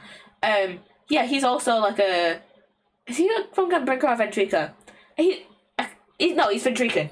He's Ventrican, not Gunbrinker. The reason I was confused is because basically Ventrica and Gunbrinker used to be one whole country and then they separated into 2. But yeah, Martin, he was probably scared about something. He was probably scared about getting into, like, legal trouble and stuff. But surely they could have, like, maybe, like, tried to talk it out, maybe. But yeah, but that's kind of like a bit understandable in a way. I feel like they're all, like, a little bit understandable to, like, at some extent, you know. At least for me. So yeah. I just can't help but wonder, what would I have done in his situation if I felt there was no choice? What would you do? I don't know. Yeah, neither do I. What about you, detective? Have you figured out what you're gonna do next? Listen, I'm gonna be completely honest with you. We may know the truth, but bringing any true resolution to this situation is going to be difficult. What started as a murder ended up as a genuine government conspiracy, and I get the sense that Senator Gordon is the type to have made contingency plans for this exact scenario. Even if Martin were alive to confess, bringing Gordon to justice would have been difficult. Without him, well, I promise you, I will do everything in my power to bring the truth to light and have Gordon answer for his crimes. But for you and Emma, the story ends when we get to London. If I've learned anything these past few days, it's that I've allowed myself to ignore my country's many problems for far too long. I'm not naive enough to think I can solve them alone, but all I can do is try my best to bring some closure to everything that happened these past few days, and hopefully if I can, it'll be a step in the right direction. My advice? Forget about Ventrica. Go back to your lives and leave the rest to me. I don't think they can. I don't think like our character and Emma can really truly forget about Ventrica though. Their professor was a Ventrican immigrant. They were, unknowingly had two Ventrican, two. Can't. Alma was Gunbrinken. I can't. Well, two Gunbrinken even. Two Gunbrinken. But I'm gonna like switch up Gunbrinken and Ventrican, unless I'm specifically talking about like the Gunbrinken immigrants moving over to Ventrica because they used to be one country. But they're both. I don't think we can truly forget what's happened because we're stowing away two Ventrican immigrants, unknowingly on this train, and then Martin died because of what happened. Because of what happened. In this situation that started in the Ventrican Revolution. So yeah. Go back to your lives and leave the rest to me. Okay? Okay. Can't let the doctor see me go into Vito Monte's cabin, he'd get suspicious. I should wait until he leaves. Talk with him for a bit until he does, okay? Well, I better go find Emma, so I'm gonna get going. Ah, yeah, you should. I'm sorry to have kept you so long. There's that detective's instinct again. You're hiding something from me, aren't you? No. Well, I told Vito I wouldn't say anything, but I was really sticking my neck out by telling Fisher I'd let him stay in London. If there were any other stowaways on board, it'd be really hard for me to get away with letting them walk. But I sympathise with them. In spite of what my job asked me to do, my heart sometimes tells me to do the opposite. He knows. He fucking knows that Armour is still here. So maybe, if there are any other stowaways still on board, well, maybe it's for the best I don't know about it. He knows. He fucking knows about Armour. He knows she's still here. Well, I'm gonna go try to get one last drink before we arrive. I sure hope the bar's still open. I'll catch up with you and Emma once we get to the station. Sound good? Yeah, that sounds good. Thanks, Detective, and good luck with everything. Don't sweat it. Alright, so Emma's waiting for me in the observation car. Catch up with her as soon as I can, but first, I need to talk with Alma.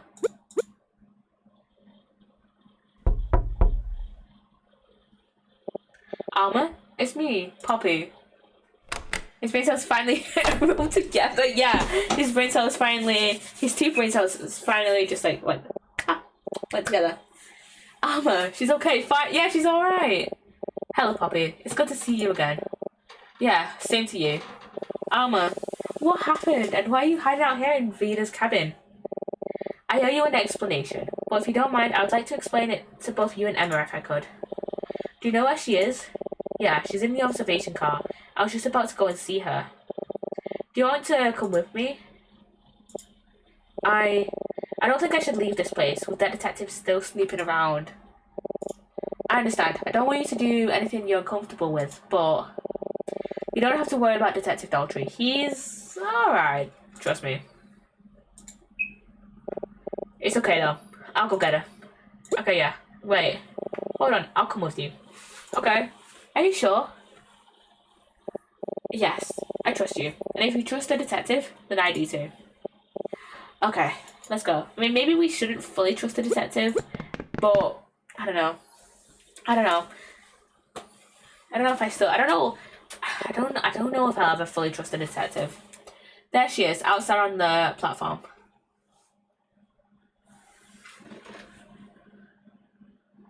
Emma? Hi, Emma. Hi, Poppy. How are you doing? I'm alright.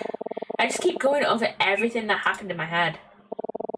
I don't know what to think or what to feel. It still just doesn't feel right. Does that make sense? Yeah, I know exactly what you mean. Hey Emma, I brought someone with me. She wants to talk to us.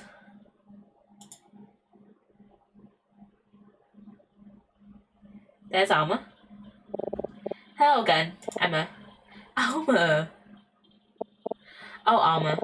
I'm so glad to see you're okay. When we lost you earlier, I thought the worst. I'm sorry to have worried you so much.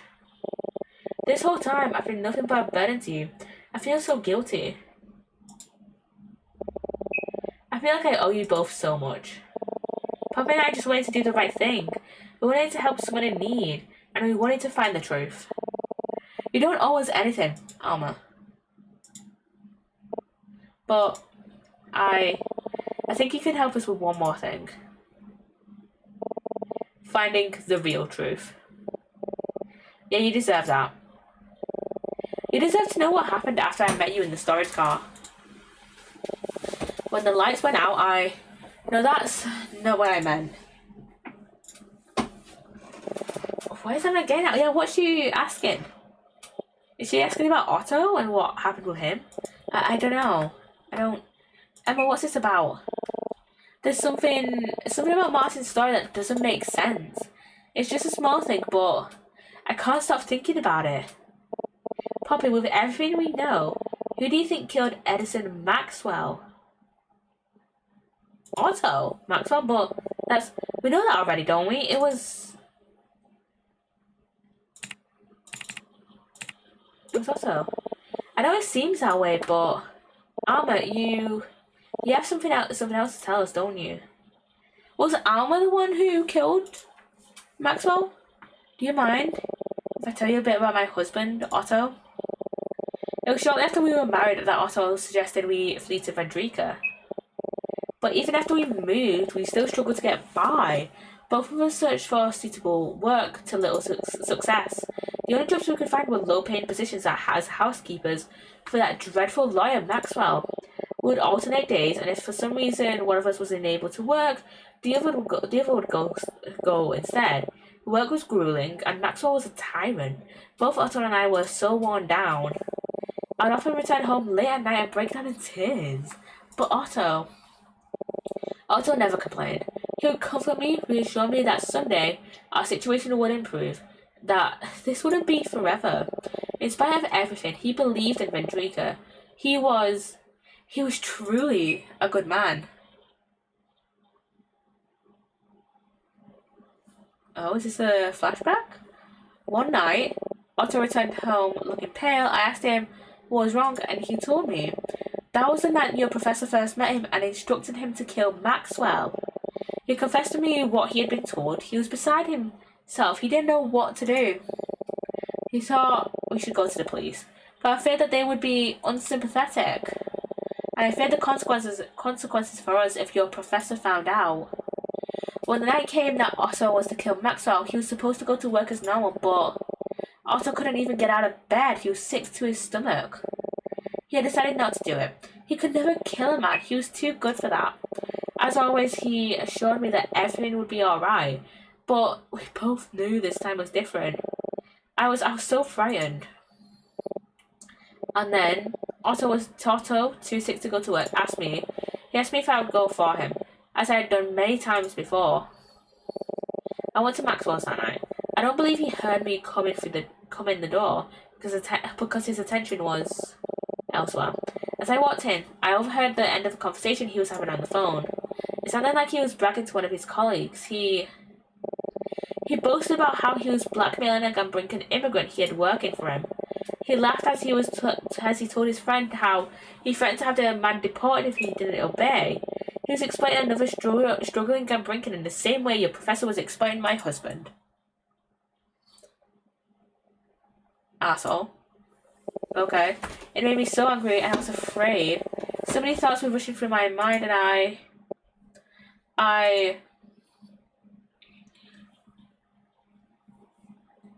yeah, Alma was the one that killed him.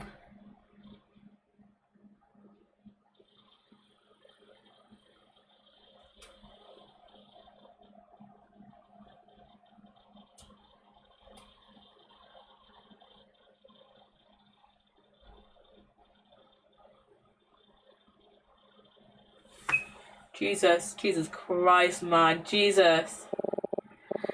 I immediately fled and told my husband what I had done.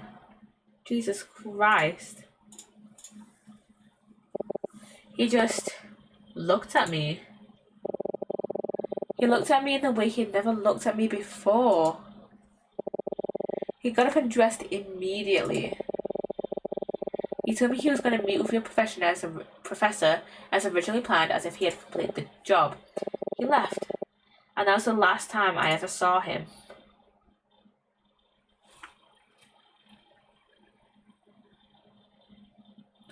Jesus Christ. This changes everything. Yeah, exactly. Because Otto got kind of killed for like basically like nothing. Basically, like Otto could have just not gone, and then just like I don't know, like called the like police. I don't know, but then his wife would have gotten arrested.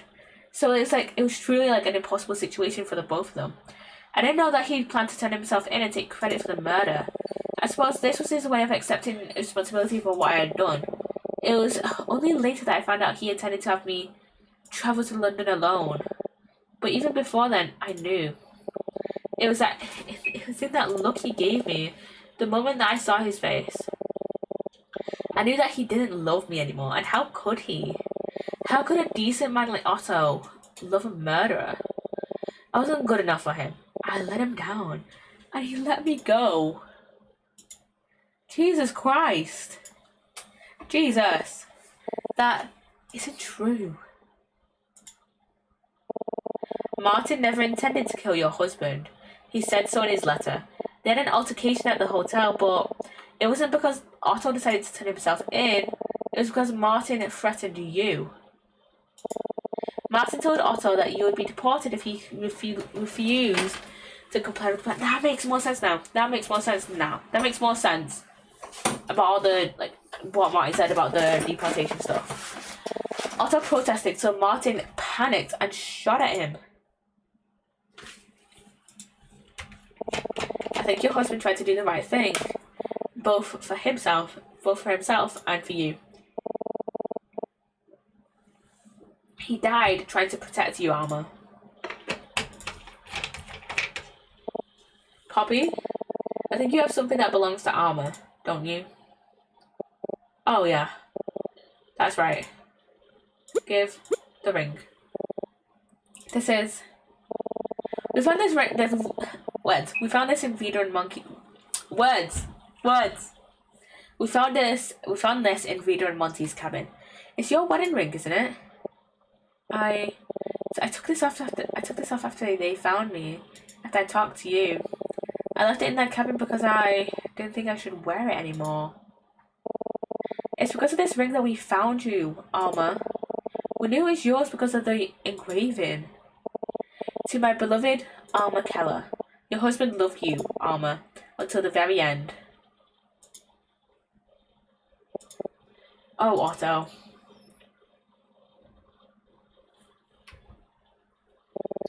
When the lights went out, your professor immediately grabbed me and took me back to his cabin. He spoke to me in some detail about his life, about who he actually was and who he was to you two. Then he handed me his gun. He had the scene set to look like a suicide. All I had to do was place the gun in his hand when I was finished. It was a murder. Was it a murder? He instructed me to wait until first train stopped moving, to shoot when the whistle blew. Then I was to go to the magician's cabin and hide with them until the train finally arrived in London. I suppose this was how he felt he could make amends for Otto's death. Allowing me to take revenge. Jesus!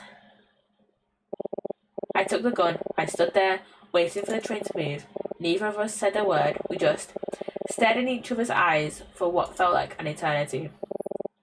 He wasn't afraid. He made up his mind. It was pitiful.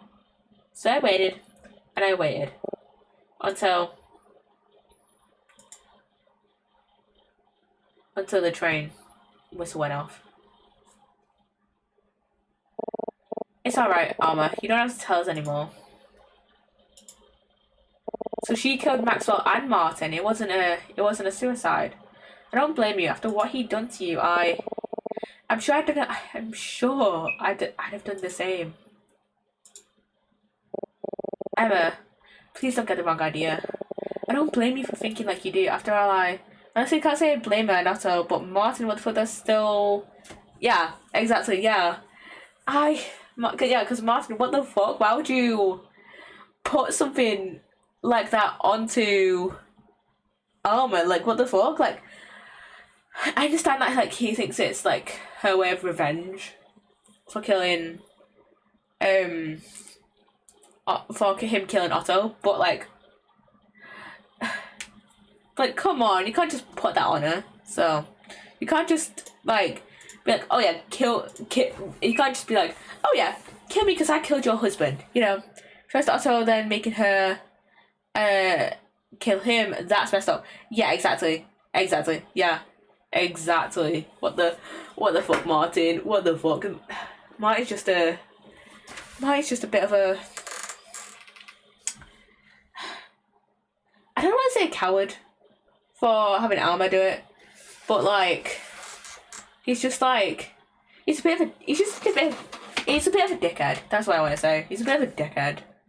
Honestly, he's just, yeah. I believe it's better to face the consequences of your actions than to take the easy way out. Yeah. I mean, I really don't want to call that the easy way out, because it's definitely, like, I don't think it was probably easier Martin to be like, oh yeah, I want her to kill me. Like, I don't really want to call that the easy way out at all. Because he probably took him a while to, like, it was really hard for him to, like, be like, oh yeah, I want someone to kill me, you know. Because no, instinctively, you don't want to die. Oh, you mean it? I mean, it's a figure of speech. Fair. But yeah, it was just being a dick to Alma. He was just being, yeah, more of like, I think you mean it in like the you mean it in like death generally rather than like suicide specifically. But yeah. Yeah, it was I think he was just, he shouldn't have forced Alma to like do that to her form of like revenge. So yeah, I don't blame you for thinking like you do. After all, what I've done is something I will have to live with for the rest of my life. Like, it just feels scummy, I guess, not willingly face and live with your actions after doing all that just isn't right, I guess. Yeah. And he kind of framed it as like, oh, Alma's taking revenge for Otto's death, but like, all the time we've known Alma, all the time we've talked to her, we have never known her to be someone to like take revenge for Otto's death. Like, oh, but I didn't kill your professor. After some time had passed, I handed him his gun and I left. Oh, she didn't actually kill him, but still, like, for him to like want to have her take revenge, even though she has never wanted, she never has stayed like, oh yeah, I want to kill him because he killed my husband. She's never once talked about like vengeance, you know, like, and to like put that on her, like yeah, go walk away. That was like I think that was the right thing for Alma to do. So yeah. 3 nights ago, I nearly lost myself. Grief and guilt clouded my mind, and I didn't feel like I had anything left to live for.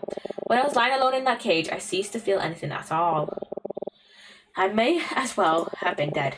As soon as the train departed, I escaped from where I was hidden and came here to this exact spot. I intended to end my own life. Oh my god. I waited here trying to work up the courage to do the only thing I thought was left for me. When suddenly, you appeared and brought me back down to earth.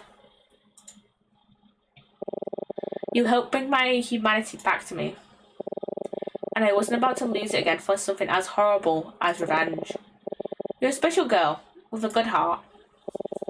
I sincerely hope In spite of everything, I sincerely hope your spirit isn't broken.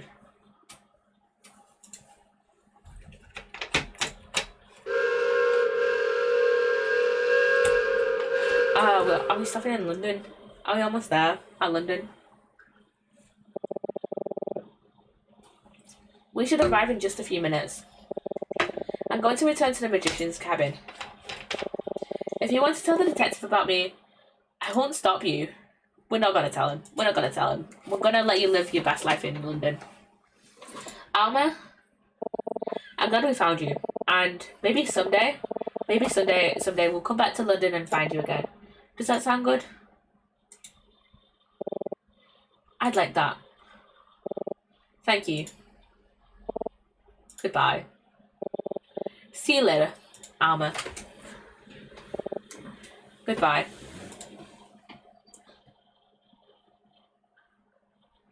Emma is no snitch. Yeah, Emma is no snitch. Let's go. Yeah, we're gonna let her leave in London. So yeah. Emma? Yeah? How did you know? How did you know that Alma killed Maxwell? There's an inconsistency between my description of Maxwell's death and Daltrey's. Think about it, Poppy. Do you remember? What was the inconsistency? Let me think.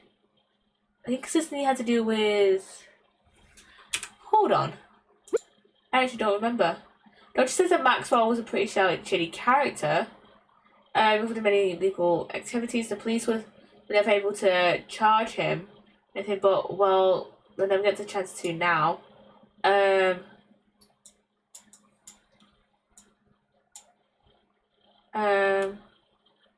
Into a crime scene, the time of death. The understanding in 5 minutes, by the way. This is a achievement, I think. So I don't want to get it wrong. I actually don't remember how they describe how inconsistently they described Maxwell. Martin.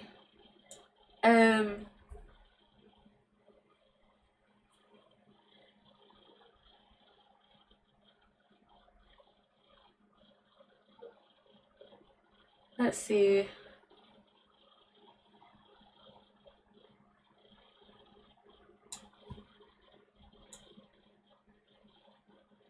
What?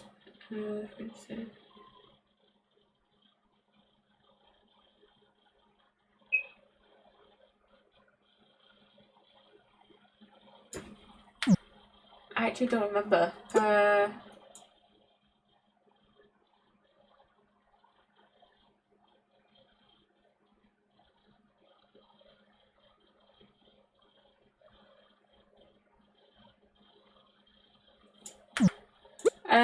Daltrey says that Maxwell was a pretty shady character involved in many illegal activities.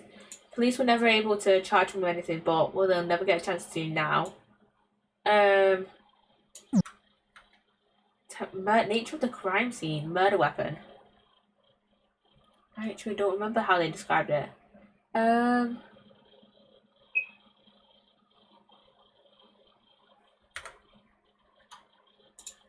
I don't remember. Inconsistency had to do with the nature of the crime scene. It had something to do with the crime scene, huh? Okay, what was it about the crime scene? Where was the discrepancy?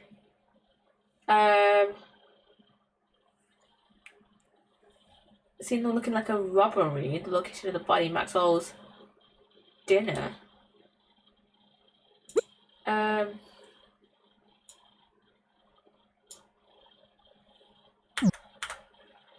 Ooh, scene looking like a robbery, Maxwell's dinner.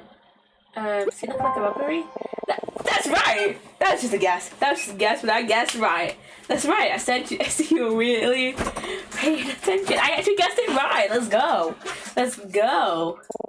According to Daltrey, the scene of the crime was very clean. There was no sign of the struggle or any indication of a robbery. All I can think about is that one clip of Corrales saying, "This is a robbery." I cannot do his accent for the life of me. But that's what I think about. Should I try and do that? Should I try and have that as a sound alert? Maybe. I don't know. So now it has to be a custom one, but I'm not sure. So yeah. But yeah, I don't know how to do that. So Martin specifically said the plan involved making the crime scene look like a robbery. Otto could have made a mistake, but under the circumstances, I couldn't shake the feeling there was another explanation. That's when I realised the murder might have been committed by someone who knew only part of the plan. The part that involved killing Maxwell. That left only one person. Very perceptive, as always. Poppy, do you think that we did the right thing? What do you mean? I keep thinking about what would have happened had we not gotten involved in all this. Right now, we'd just be thinking about how nice of a trip this was, and Martin would still be here. It's not that I wish we hadn't learned the truth. It's just maybe there could have been a better way if I'd done things differently, or if I just wasn't so obsessed with finding Alma. It's just, how could I not me? How could I just forget about her? She was all alone. Nobody else was looking for her. Nobody else seemed to care about her at all. I couldn't do nothing. If nobody else was going to fight for her, then it had to be me. At least, that's what I thought. Now I'm not so sure. Should I have just minded my own business and left it alone? I'm sorry, I don't even know what I'm saying.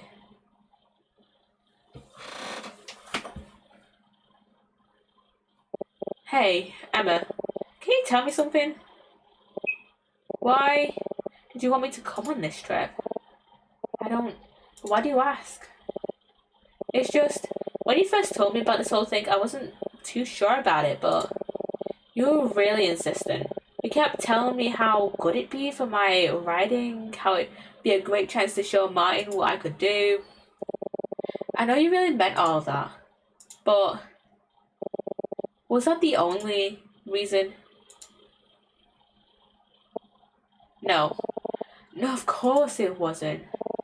I was nervous about traveling overseas for the first time, and I didn't want to. I knew I'd be safe with Professor Martin, but I didn't want to go alone. I wanted someone else to share this experience with, and I wanted it to be you. And now look at this mess I got you into. You must think I sound pretty pathetic. You know, Emma, before we met, I really felt kind of lost. These past few years, I thought I figured something out, or at least, for the first time, I thought I had a goal. No, not Agile, no! I wanted to prove myself to Martin just like you did. Sometimes in class you'd answer him so enthusiastically, and he'd give you that sly smile of approval. I just want to roll up my eyes. Isn't Emma like a year older? Am I missing something about how American colleges work? Yeah, I don't know how American colleges work. I don't know how American colleges work. But honestly, I was jealous. I was jealous that Martin thought so highly of you. I just knew I couldn't compare. I wanted what you had, someone who really believed in me, and a talent to deserve it. I don't know if it was just because I was jealous or what, but it just seems dumb now. Emma, you saved someone's life. You saved her life by just being who you are, and by doing what you thought was the right thing to do. And, on top of that, it's all because of you that the real truth behind multiple horrible crimes finally came to light. I never had any reason to be jealous because from the day I met you, I already had someone to look up to. I think you did the right thing, and I'm glad I was here to help you do it. And both Alma and Martin were right about you. You really are a remarkable person, Emma, and I'm glad to have you as a tutor and a friend. Why did the front-facing sprite look so weird? We're so used to looking at the characters from like the side. Thank you, Poppy. And Poppy? Don't think that just because of all this you can skip to writing that term paper. Martin isn't here anymore, so she's so final. So that's fine. Yeah, I will take no for an answer. I will take a no for an answer. I did not. I need to check this transcript in a minute. I want this to be the best essay you've ever written. Okay. Don't worry, it will be. Good. I can't wait to read it. No, Emma. Oh. It's giving, oh no, anyway. Exactly. Exactly. Welcome back to the ad, by the way. No, little cuties. Love these two. Oh no. Anyway, term paper. Yeah, they still got term paper to write. So, yeah. So, yeah. This is a long ass hair. This is a long ass. She has long ass hair, and this is a long ass hug.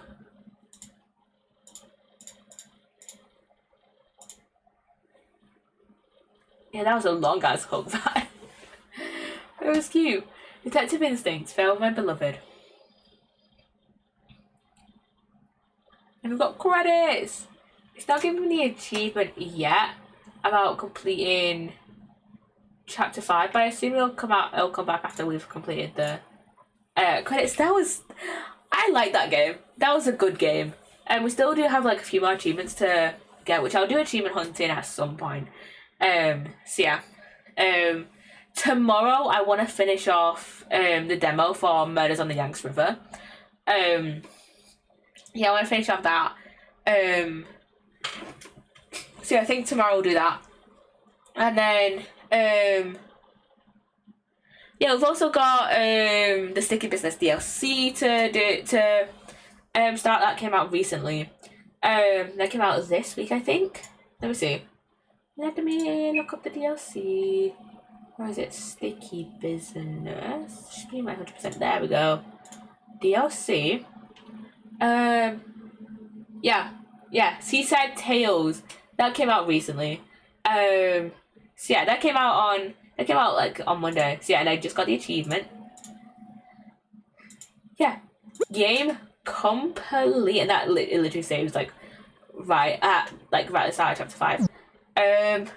The credits are so short. Such a small team and did a Japanese translation. Oh well, yeah, exactly. They had a they have a English and Japanese translation as well. So they props to everyone that worked on this game.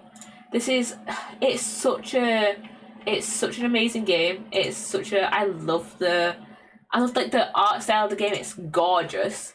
It's such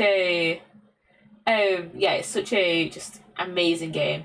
So it's just such a good game. See, I want to see, are there any like achievement guides on the like discussion or community hub? Because I do have 5 more achievements. Yes, okay. So yeah, let me see. Kept her waiting. At the end of the first chapter, when Emma is coming into your room, don't open the door immediately. First check your room. Check the room and then open the door to Emma. Okay, I need that one. And then chapter 2. Check the mirror in your cabin. There's another achievement. Consider getting a haircut that I need. Check the mirror in the cabin. You need to check mirror in Vito and Monty's room as well. Okay, we only checked the mirror in Vito and Monty's room. We didn't check the mirror in our room. So yeah, and then let me see. Let's see.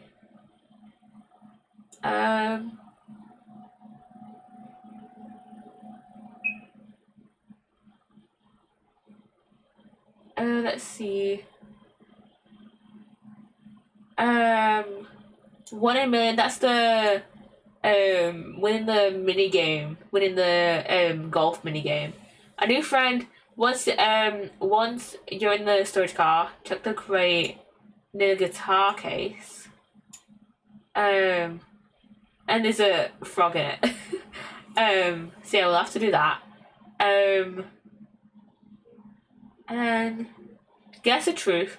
Correctly guess the murder of Edison. Correctly guess the murder of Edison Maxwell at the end of chapter 5. Okay, so we've just got 5 achievements. So it's guess the truth. A new friend. One in a million. And then kept her waiting, and consider getting a haircut. Okay, so yeah, we just got those 5 achievements. I did save, like, just before the 1 in a million. I did save at the mini game, at the golf mini game. But after, yeah, after, thingy. I have to, go back and replay, chapter 1. It's only at the start of chapter 1, and then, replay chapter 2 as well. And I'll have to replay all of chapter 1 actually, but it's fine. It's fine. This isn't a very long game by any means. But I don't think I can go into. Should I say? I don't think I can go. I don't think I can go into like specific chapters. So yeah, but that's fine. It's only 5 achievements, and it's only like 2 at the start. So it's like it's not gonna take me too long to get those achievements. So yeah, I'll probably just have to like skip through like a bunch of the dialogue and just skip through those chapters. Yeah, so we're gonna probably next week is gonna be finishing off the demo for Murders on the Yanks River, starting the new Sticky Business DLC, and then achievement hunting for this. And then we also need to do a stream where I finish off Super Dark Deception chapter 2 as well. I do want to do like a bit of a longer stream as well, so I might start early for that stream. Might start like a couple of hours early. So yeah.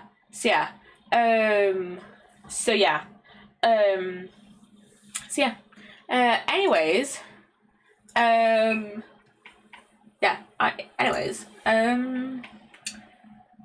You know what? I'll end stream. I know I'm ending like slightly earlier than usual, but yeah, I don't really want to play like Stardew or anything.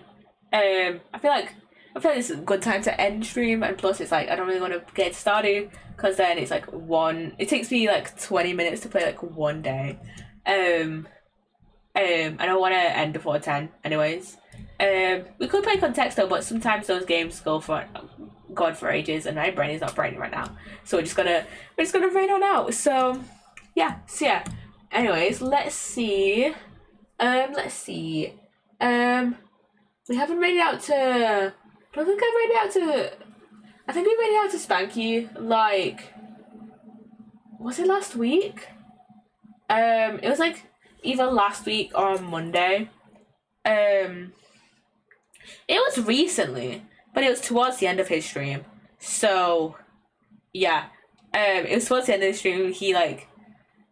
I rated in, and then we spent like 5-10 minutes there, and then he rated out. So, yeah.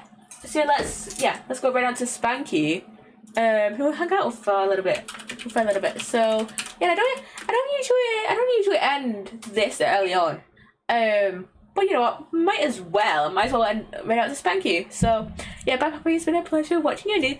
It's been fun having you around, Snowy. So yeah, bye guys. As always, over socials, Twitch commands, about me section, description on YouTube, and yeah, bye guys. Bye. Bye guys.